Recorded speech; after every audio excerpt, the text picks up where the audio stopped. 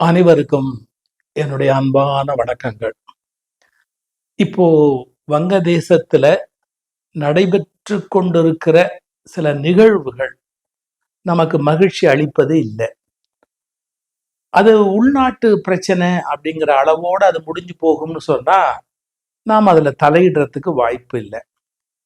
ஆனா இந்தியாவினுடைய முயற்சியினால உண்டான தேசம் அந்த தேசம். இப்ப அதுக்கு உரிய என்ன சொல்றோம், அந்த பின் விளைவு நாம அனுபவிக்கிறோம். ஒரு 50 வருஷமா பாகிஸ்தானுடைய மனசுல இருந்த அந்த வெறுப்பு, வைராக்கியம், கோபம், பகை, பழிதீக்கணுங்கிற நினைப்பு, அதனால அவங்க எப்படியோ பங்களாதேஷ்ல ஒரு ஒரு மிகப்பெரிய காலூன்றலை செய்து, அப்புறம் சீனாவும் காரணமா இருக்கணும். இது 2 நாடுகள் மிக முக்கியமான காரணம். அமெரிக்கா இருக்க வாய்ப்பு உண்டு. அதெல்லாம் நம்ம ரொம்ப அசியூம் பண்ணாம, நம்ம அசர்டைன் பண்ணாம பேச முடியாது. அசியூம் பண்ணி பேசலாம், அசர்டைன் பண்ணி பேச முடியாது. இருக்கட்டும். சீனாவும் பாகிஸ்தானுக்கும் கண்டிப்பா இதுல கை இருக்கணும். இந்தியாவுக்கு இது கஷ்டம். 1. நம்பர் 2, நாம கொண்டு வந்த முஜிபுர் ரஹ்மான், அவருடைய பரம்பரையில வந்த ஷேக் ஹசீனா, அந்த ஷேக் ஹசீனாலாம் நேர்மையான ஆட்சி நடத்தியிருந்தா இது வந்திருக்காது. ஆனா அவர்களுடைய கொஞ்சம் ஆழமா அந்த நாட்டு வரலாறு தெரிஞ்சவங்க, அவங்க என்ன சொல்றாங்க, அவங்க ரொம்ப அதீதமான ஒரு சொத்து சேர்த்து கொடுங்கோல அமைப்பா இருந்து பல அநீதிகள் அவங்க அழைச்சிட்டாங்க. அதனுடைய விளைவு தான் இது அப்படிங்கிறாங்க. So she deserves it. அது வேற விஷயம், தள்ளி வச்சிருவோம். அவங்க நம்மளோட அடைக்கலமாயிருக்காங்க அப்படிங்கிறதால இந்தியாவுக்கு பிரச்சனை வரும் அப்படின்னா, நாம இப்ப அவங்களை இங்கேருந்து வெளியில எப்படி நகர்த்துறதுங்கிறது தான் யோசிக்கணும். நம்ம தேவையில்லாம ஒரு பிரச்சனையை உள்வாங்கி வச்சுக்கிட்டு கஷ்டப்பட முடியாது. அதை மத்திய அரசு முடிவு பண்ணும். நமக்கு இருக்கிற மெயின் கவலை என்ன? 1, இந்த பிரச்சனையிலேருந்து அங்க இருக்கிற நம்முடைய உறவினர்கள், ஒரு காலத்துல நம்மளோட இருந்தவங்க, அங்க இருக்கிற சில மக்கள் கஷ்டப்படுறாங்க. அந்த மக்கள் கஷ்டப்படுறாங்கன்னு சில பேர் சொல்றாங்க. சில பேர் அங்க இருக்கிற இந்துக்கள் அழிக்கப்படுகிறார்கள் அப்படிங்கிறாங்க. வாய்ப்பு இருக்கு. ஏன்னா பாகிஸ்தானுடைய கை அங்க மேல ஓங்கி இருக்கிற போது அங்க இருக்கிற இந்துக்களுக்கு அது மிகப்பெரிய தொல்லையா இருக்கும். அதுல 2வது கருத்து இல்லை. கண்டிப்பா கஷ்டம் இருக்கும், நம்ம புரிஞ்சுக்கணும் அதுல. ஆனா நாம எப்படி பார்க்கணும்னா, அது இன்னொரு நாட்டு பிரச்சனையா இருக்கிற போது இந்துக்களுக்கு துன்பம் அப்படிங்கிறதையும் தாண்டி, ஏன் பௌத்தர்கள் மனுஷன் இல்லையா? அங்க இருக்கிற கிறிஸ்டியன் மனுஷன் இல்லையா? சீக்கியர்கள் அவெல்லாம் மனுஷன் இல்லையா? எல்லாரும் இது மனித குலத்துக்கு எதிரானது. இதுதான் முதல்ல நம்ம மனசுல பதியணும். சரி, அவ்வளவு மெச்சூரிட்டி எல்லாம் இன்னைக்கு யாருக்கு வருது? மனிதனை மனிதன் துன்புறுத்தக்கூடாது. மனிதனை மனிதன் துன்புறுத்தக்கூடாது. இதுல என்ன மதம்? இப்ப ஒரு இந்துவா இருக்கு ஒரு கிறிஸ்டின் ஆகலாம், கிறிஸ்டினா இருக்கிற முஸ்லீம் ஆகலாம், முஸ்லீமா இருக்கிற ஒரு இந்து ஆகலாம்னா இந்த மதத்துக்காரங்களை தொந்தரவு பண்றாங்கன்னு சொல்றது ஒரு குழந்தைத்தனமான பேச்சு. ஆமா, மாறக்கூடியது எப்படி சொந்தமாக முடியும்? மாறக்கூடியது ஒருத்தர் இன்னொன்னா மாறி போலாம். அதுக்கு நம்ம அதை ஒரு பிரச்சனையை எப்படி பேச முடியும்? மனுஷன் துன்புறுத்துறான். அடுத்த டெக்னிக்கல் பொலிட்டிக்கல் லாங்குவேஜ்ல அங்க இருக்கிற மைனாரிட்டிஸை துன்புறுத்துறாங்க. கவனிங்க, அங்க இருக்கிற மைனாரிட்டிஸை அங்க இருக்கிற மெஜாரிட்டி பீப்புள் துன்புறுத்துறாங்க. காதல விழற செய்தி. இங்க உடனே வாட்ஸ்அப் அதுல இதுல எல்லாம் இந்துக்களுக்கு எவ்வளவு பெரிய துன்பம் பார்த்தீர்களா, இந்துக்களே ரோஷமாக இறப்பா. நீ இங்க இது மாதிரி வாட்ஸ்அப்லயும் யூடியூப்லயும் போட்டாங்க பிரச்சனை தீருமா? ஒருத்தன் கீழே விழுந்துட்டானா என்னென்ன பண்ணணும், எப்படி யோசிக்கணும்? அவங்க தாத்தா பரம்பரை அதை பத்தி எல்லாம் பேசி அதெல்லாம் பேசுறதுக்கு நேரம் இல்லை. கீழே விழுந்தா முதல்ல தூக்கி விடணும். அடிபட்டா மருந்து கொடுக்கணும், குடிக்க கொஞ்சம் தண்ணி கொடுக்கணும், மயங்கி இருந்தா சாப்பாட்டுக்கு ஏதாவது கொடுக்கணும், ஒரு ஜூஸ் வாங்கி கொடுக்கணும். ரொம்ப மோசமா போனா ஆஸ்பத்திரி கூட்டிட்டு போய் எலும்புக்கு வைத்தியம் பண்ணணும், ஆபரேஷன் பண்ணணும். What next? இதான் முக்கியம். இப்ப அங்க இருக்கிற மைனாரிட்டிஸ், நமக்கு இந்துக்களை பற்றி ஒரு கவலை. இது வரைக்கும் நானும் ஒத்துக்கிறேன். நீங்க இங்க உட்கார்ந்துகிட்டு இந்துக்களுக்கு கொடுமைன்னா என்ன எதிர்பார்க்குறீங்க?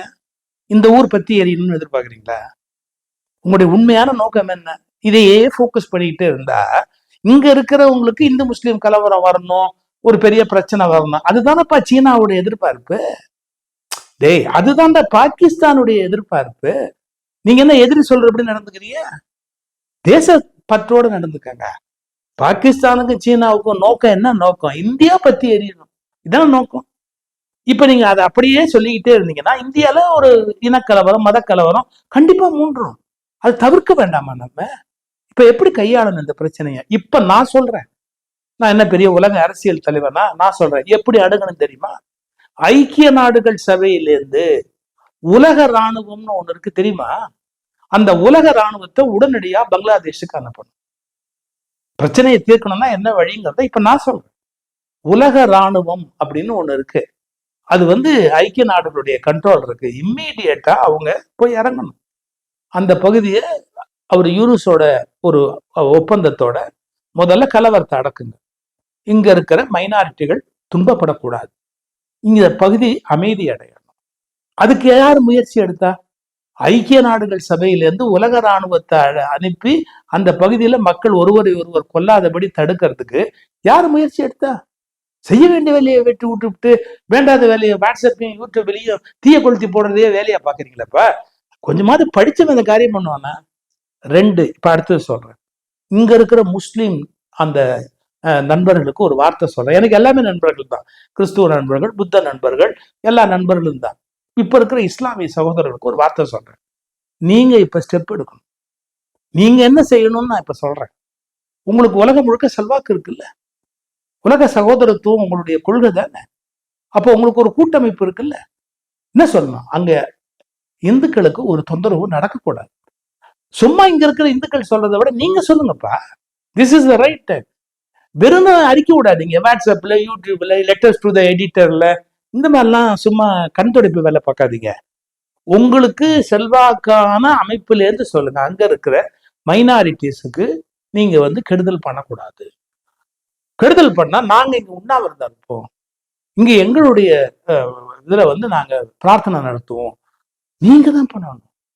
அப்பதான் தேசப்பற்று இஸ்லாமிய நண்பர்களுக்கு உண்டுங்கிறத நீங்க நிரூபிக்கிறதுக்கு சந்தர்ப்பம். சரியானது பிரச்சனையை தீர்றதுக்கு வழி. நீங்க அப்பீல் விடுங்க. உலக கூட்டம், வளைகுடா நாடுகள், இஸ்லாமிய நாடுகள், எவ்வளவு செல்வாக்கான தலைவர்கள் அவங்கள மீறிட்டு பங்களாதேஷ்ல வாழ்ந்துட முடியுமா? அவங்க தயவு தாட்சணியம் இல்லாம, அவங்க கொடுக்குற உதவிகள் இல்லாம பங்களாதேஷ் ஜெயிச்சிட முடியுமா? அமெரிக்காவுடைய ஹெல்ப் இல்லாம பங்களாதேஷ் ஜெயிச்சிட முடியுமா? ஜெயிச்சிட முடியுமா? அதை நிர்பந்தம் பண்ணாங்க. அமெரிக்காவை இந்திய அரசு நிர்பந்தம் பண்ணணும். இஸ்லாமிய கூட்டமைப்பை இஸ்லாமியர்கள் நிர்பந்தம் பண்ணணும். அங்க இருக்கிற மைனாரிட்டிஸுக்கு பாதுகாப்பு கொடுங்க, இல்லாட்டி நாங்க இங்க உண்ணாவிரதம் இருப்போம். நீங்க தேசப்பற்றை நிரூபிக்கிறதுக்கு நல்ல சந்தர்ப்பம், அதை செய்யுங்க. இங்க இந்தியாவுக்குள்ள இந்துக்கள் அடிக்கிறாள்னா என்ன நடக்கும்னு நினைக்கிறீங்க? மறுபடியும் ஒரு கலவரம் வரும். இது வரணுங்கிறதால பாகிஸ்தானுக்கும் சீனாவுக்கும் விருப்பம். அதை போய் இங்க நிறைவேற்றிக்கிட்டு இருந்தா 10 காசுக்கு பிரயோஜனம் இல்லையாப்பா? நான் சொல்றது கிறுக்குத்தனமா தெரியும். That is the right solution. Take it from me. That is the right solution. இப்ப அடுத்தது, இந்த பிரச்சனையை நம்ம எப்படி விலைக்கு வாங்கணும்னு யாருக்கா தெரியுமா? இந்த பிரச்சனையை நாம எப்படி விலைக்கு வாங்கணும்னு தெரியுமா? ஷேக் ஹசீனா கொடுங்கோலர், அங்க தப்பு நடந்தது, ராணுவம் ஆசைப்பட்டது, இல்ல ராணுவம் திறமை இல்லாத ராணுவம். இந்திய உளவுத்துறைக்கு ஒரு அறிவு வேணா? அந்த அந்த நாட்டில் இப்படி அந்த ஆட்சியை வீழ்த்திட்டு ஒரு ஆட்சி வரப்போகுதுங்கிறத இந்திய உளவுத்துறை என்னைக்கு தெரிஞ்சு வச்சிருக்கணும்? இதை அவங்க என்னைக்கு இதை வெளிப்படுத்தி இருக்கணும் இந்திய உளவுத்துறைக்கு? அதை விட என்ன வேலை? அவங்களும் சரியா செய்யல. தப்புனா தப்பு தான். இந்திய உளவுத்துறை தன்னுடைய திறமைப்படி நடந்து கொள்ளவில்லை. அது தீர்க்காம தெரிஞ்சு வச்சுக்க வேண்டிய விஷயம்தான். தெளிவு. இப்ப நல்ல கவனிங்க. நாம என்ன செய்திருக்க வேண்டும், என்ன செய்து கொண்டிருக்கிறோம் அப்படிங்கிறத எக்ஸ்பிளைன் பண்ணிட்டேன். ஆனா இந்த பிரச்சனை எப்படி வந்ததுங்கிறது இன்னும் பல பேருக்கு தெரியாது. இது நாமளா இழுத்து விட்டுக்கிட்டது. எப்படி? இலங்கையில அங்க ஒண்ணும் மக்கள் புரட்சி எல்லாம் நடக்கல. இலங்கை அரசியல் எனக்கு தெரியும். அங்க ஒண்ணும் பெருசா மக்கள் புரட்சி எல்லாம் நடக்கல. நாம போய் எல்லா வேலையும் பார்த்தோம், தெரியுமா?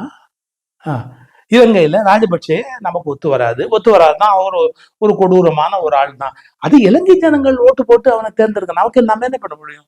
டெமோக்ரஸியில நம்பிக்கை இருக்குமானா அவங்க அவனை லீடரா தேர்ந்தெடுத்து வச்சிருக்காங்க. அவரை தேர்ந்தெடுத்து வச்சிருக்காங்க. அவர் நல்லவர் இல்லைதான். பவருக்கு வந்ததுக்கு அப்புறம் எவப்பா நல்லவன் இந்த உலகத்துல? ராஜபக்ஷ நல்லவர் இல்லதான், இந்தியாவுக்கு படு விரோதி, சீனாவோட நட்பு வச்சிருந்தாரு. நம்ம டிப்ளமேட்டிக்கா ஒண்ணு பண்றதா நினைச்சோம். என்ன பண்ணோம், அவரை வீழ்த்திட்டு செல்வாக்கு, பார்லிமெண்ட், ஹோல்டிங் அதெல்லாத்தையும் தூக்கி அண்ணாண்ட போட்டு கொஞ்சம் நம்ம சொல்றதை கேட்கக்கூடிய ரணில் விக்ரமசிங்கே பவருக்கு வந்து உட்காந்துட்டாரு அப்படின்னு சொன்னா நாம அந்த நாட்டை நம்ம ஒரு பாதுகாப்பா இருக்கும் நமக்கு. வி டிட் இட் அப்படின்னு நான் நினைக்கிறேன். எப்படி நினைக்கிறேன்னா அங்க அந்த அது தானா அந்த புரட்சி எப்படி ஒரு வாரத்துல டாக்குன்னு அப்படி புரட்சி அடங்கிருமா? அது தானா கிளப்பப்பட்டிருந்தாதான் தானாவே அடங்கும். நீங்களா கிளப்பி இருந்தீங்கன்னா நீங்களாவே அடக்கிடலாம். உங்களுக்கு புரியுதா? இலங்கையில நம்ம ஒரு வாரம் விளையாட்டு காட்டணும், ராஜபக்சே வெளியே அனுப்பிச்சிட்டோம், ரணில் விக்ரமசிங்க கொண்டாந்து உட்காந்து வச்சுட்டோம். பாத்தியா உலகத்துல நாம எவ்வளவு பெரிய நாடுன்னோம். நமக்கு சீனா நீ என்ன பண்றியோ அதை பங்களாதேஷ்ல பண்ணி உன்ன என்ன பண்ற பாரு. நீங்க ஒரு காரியம் பண்ணீங்கன்னா எதிர் விளைவு நம்ம எதிரி பண்ணுவாங்கிறது குழந்தைக்கு தெரியுமே. இப்ப நாம ஒரு காரியம் பண்ணா நம்ம எதிரி நமக்கு எதிராக ஒரு காரியம் பண்ணுவான்றது பிரசித்தி பெற்ற விஷயமாச்சு. சீனா அதை அங்க பண்ணிட்டான், பாகிஸ்தான் துணையோட பங்களாதேஷ்ல இதையே பண்ணி நமக்கு தலைவலியை உண்டு பண்ணிட்டான். அதனால இது எதனால் நடந்ததுன்னு தெரிஞ்சுக்கோங்க. ஒண்ணு, இப்ப செய்ய வேண்டிய விஷயம் என்ன தெரிஞ்சுக்கோங்க. நான் பேசுறது யாருமே கேட்க போறதே இல்லை. ஆனால் நான் ஏன் பேசுறேன், சொல்லலேன்ற கவலை எனக்கு இருக்க கூடாது இல்ல. இப்ப பிரச்சனையை தீர்க்கணும்னா இஸ்லாமியர்கள், உலக இஸ்லாமிய அமைப்புகளுக்கு மிகப்பெரிய அழுத்தத்தை கொடுக்கணும். பள்ளிவாசல்ல நீங்க என்ன பண்ணணும், ப்ரே பண்ணணும். ஒரு நாள் நீங்க உண்ணாவிரதம் இருக்கணும், அங்க இருக்கிற மக்களை காப்பாத்துங்கன்னு சொல்லி உங்கள் தேசப்பற்றை நீங்க நிரூபிக்கணும். அப்படி இருந்தா பிரச்சனை குறையறதுக்கு வாய்ப்பு உண்டு. உண்மையில யூனிஸ் ரொம்ப கஷ்டப்படுறாரு. அவர் சொல்றாரு, நீங்க இதே மாதிரி தொடர்ந்து பண்ணா நான் அந்த பதவியில நீடிக்க விரும்பல, நான் வெளியே போறேன், இது என்ன அநியாயம் அப்படின்னு கேட்கிறாரு. பட் அவருக்கு அங்க பவர் இல்லை. Military is so powerful, influence of the Pakistan is so powerful. நம்ம மேல கோபமா இருக்கிறது பாகிஸ்தான் தானே, அவங்களுடைய சூழ்ச்சி, சீனாவுடைய சூழ்ச்சி. 3 விஷயத்தையும் புரிய வச்சுட்டேன். மத்திய அரசு என்ன பண்ணணும், நம்ம உளவுத்துறை தோல்வி அடைந்ததுங்கிறத ஒப்புக்கணும். இப்ப நம்ம என்ன பண்ணணும், ஐக்கிய நாடுகளுக்கு அப்பீல் விட்டு உலக ராணுவத்தை அங்க அனுப்பணும். இஸ்லாமியர்கள் அவங்க கட்டமைப்பு மூலமா, கூட்டமைப்பு மூலமா உடனே இதை நிறுத்தணும் அப்படிங்கறத ஒரு பேர் இயக்கமாக அவங்க ஆக்கணும். வெறும் இந்துக்கள் மட்டும் இல்ல, புத்தர்கள், சீக்கியர்கள், கிறிஸ்துவர்கள் எல்லாரும். மனுஷன் கொல்லக்கூடாதுப்பா, மனுஷன் அடிக்க கூடாதுப்பா, மனுஷன் ரத்தத்தை மனுஷன் குடிக்க கூடாதுப்பா. இந்த யோசனையோட நடந்துக்கங்க. இதுதான் தீர்வு.